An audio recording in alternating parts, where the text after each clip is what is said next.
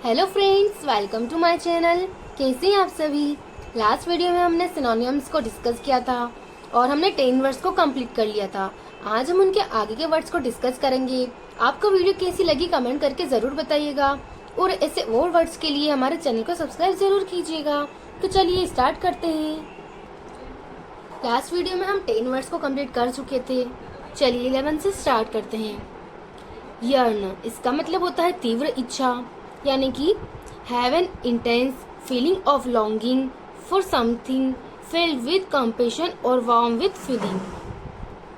तो इसे हम ऐसे याद कर सकते कि यर्न में आपको अर्न दिख रहा होगा ना, तो हर इंसान की इच्छा होती है ना कि वो बहुत ज़्यादा पैसे अर्न करे, यानी कि अर्न करने की तीव्र इच्छा होना, बहुत ज़्यादा इच्छा होना। इसके सिनोनिम से स्ट्रॉन्ग डिजायर यानी कि प्रबल इच्छा और क्रेव यानी कि लालसा। तो इसे आप ऐसे याद कर सकते हैं। नेक्स्ट वर्ड है अचीव करना यानी कि हासिल करना। To complete something by hard work in skill. ये वर्ड एसएससी के एग्जाम में 4 टाइम रिपीट हुआ है। तो अचीव करना यानी कि हासिल करना, ये आपको याद होगा, ये एक नॉर्मल वर्ड है। इसके सिनोनिम से अकॉम्प्लिश यानी कि पूरा करना और सक्सीड यानी कि सफल होना। तो ये वर्ड भी मैंने आपको बताया था कि जो अकॉम्प्लिश होता है ना, उसका मतलब होता है सफल होना या किसी चीज को पूरा करना या किसी मिशन को पूरा करना। और जो अकॉम्प्लिश होता है ना, उसका मतलब होता है पार्टनर इन क्राइम। तो आप इसे याद रखिएगा और इस स्पेलिंग को भी याद रखिएगा।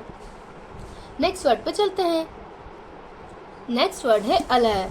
इसका मतलब होता है शांत करना, डिमिनिश और पर्टन रेस्ट, फियर, सस्पिशियस और वरी।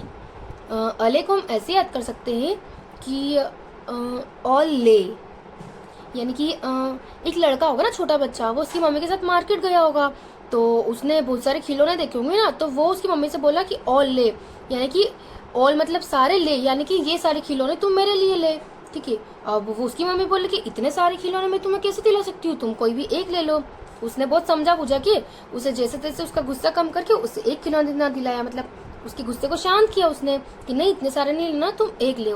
ठीक है, ऐसे करके उसे समझा बुझा के शांत किया कि एक ही लो। तो आप इसे ऐसे समझ सकते हैं। इसकी सिनोनिम से रिलाइव यानी कि राहत देना, एसेज यानी कि शांत करना। नेक्स्ट वर्ड है एंगर। इसका मतलब होता है strong feeling of annoyance, displeasure और hostility provoke someone to anger, यानी कि गुस्सा। तो एंगर मतलब गुस्सा, आपको पता है। ये वर्ड एसएससी के एग्जाम में 4 टाइम रिपीट हुआ है। इसके सिनोनिम से डिसप्लेजर यानी कि असंतोष, फ्यूरी यानी कि क्रोध और इंद्रेज यानी कि क्रोधित होना। नेक्स्ट वर्ड है एंग्विश। इसका मतलब होता है दुख या पीड़ा, यानी कि सेवर मेंटल और फिजिकल पेन और सफरिंग। ये वर्ड एसएससी के एग्जाम में 4 टाइम रिपीट हुआ है।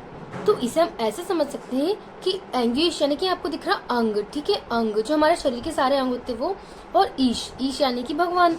तो जब हम बहुत ज़्यादा परेशान होते हैं तो हम अपने अंग यानी कि शरीर और हम अपने आप को पूरा भगवान को सौंप देते हैं, क्योंकि हम बहुत ज़्यादा परेशान होते हैं। तो हम भगवान के सामने हाथ जोड़ते हैं ना, एकदम हाथ फैलाकर, यानी कि शरीर में जो हाथ पैर होते हैं उनकी मूवमेंट करके हम क्या करते हैं, भगवान से अपनी दुख पीड़ा को शेयर करते हैं ना। तो एंग्विश यानी कि दुख या पीड़ा, आप इसे ऐसे याद कर सकते हैं। इसके सिनोनिम से अगोनी यानी कि पीड़ा, एच यानी कि दर्द, सोरो यानी कि दर्द या दुख, और पेन यानी कि दर्द। ठीक है। नेक्स्ट वर्ड है अगस्ट, यानी कि प्रतिष्ठित, रिस्पेक्टेड एंड इम्प्रेसिव। ये वर्ड एसएससी के एग्जाम में 3 टाइम रिपीट हुआ है और अदर एग्जाम में ये वर्ड 1 टाइम रिपीट हुआ है। तो अगस्त मतलब प्रतिष्ठित। आपने अगस्त्य मुनि के बारे में सुना होगा ना, जो बहुत बड़े ऋषि थे। तो वो क्या थे, एकदम प्रतिष्ठित व्यक्ति थे। तो इसे आप ऐसे याद कर सकते हैं। इसके सिनोनिम से मैजेस्टिक यानी कि शानदार, डिग्निफाइड यानी कि गरिमामय, इमिनेंट यानी कि प्रसिद्ध। तो आप इन्हें ऐसे याद कर सकते हैं। नेक्स्ट वर्ड है चैलेंज।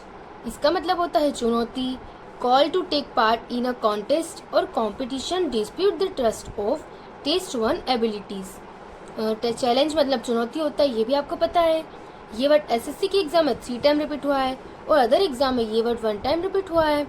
इसके सिनोनिम में ऑब्जेक्शन यानी कि आपत्ति, क्वेश्चन यानी कि प्रश्न, डेयर यानी कि चुनौती और कन्फ्रंट यानी कि सामना करना। तो इन्हें आप इसे याद कर सकते हैं। नेक्स्ट वर्ड है डिसेप्टिव यानी कि कपटी, है ना। यहाँ आपको डिसेप्टिव में आपको दिख रहा होगा ना, सेप्टिव यानी कि कपटी जैसा दिख रहा होगा, इसको आप कपटी पढ़ सकते हो। ठीक है, यानी कि कपटी इंसान यानी कि धोखेबाज इंसान होना। इसका मतलब है गिविंग एन अपीयरेंस और impression different from the true one, misleading. ये वर्ड एसएससी के एग्जाम में 1 टाइम रिपीट हुआ है और अदर एग्जाम में ये वर्ड 3 टाइम रिपीट हुआ है। इसके सिनोनिम है चीट यानी कि धोखेबाज और मिसलीडिंग यानी कि भ्रामक। नेक्स्ट वर्ड है डिराइड। इसका मतलब होना है मजाक उड़ाना यानी कि एक्सप्रेस कॉन्टेम्प्ट फॉर रिडिक्यूल, या किसी को ऊट पटंग तरीके से कुछ भी बोलना। ठीक है, ये वर्ड एसएससी के एग्जाम में 2 टाइम रिपीट हुआ है और अदर एग्जाम में भी ये वर्ड 2 टाइम रिपीट हुआ है। इसे आप ऐसे याद कर सकते हैं कि डी राइड, एक लड़का होगा, ठीक है, उसे ना घोड़े की सवारी करना आती है यानी कि उस पर राइड करना आता होगा।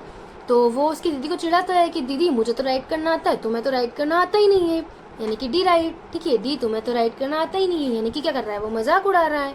ठीक है, इसके सिनोनिम से मॉक यानी कि मजाक उड़ाना, रिडिक्यूल यानी कि उपहास करना और डिसडेन यानी कि तिरस्कार करना। नेक्स्ट वर्ड है डिसरप्ट। इसका मतलब होता है भंग करना, इंटरप्ट एन इवेंट, एक्टिविटी और process by causing a disturbance और प्रॉब्लम।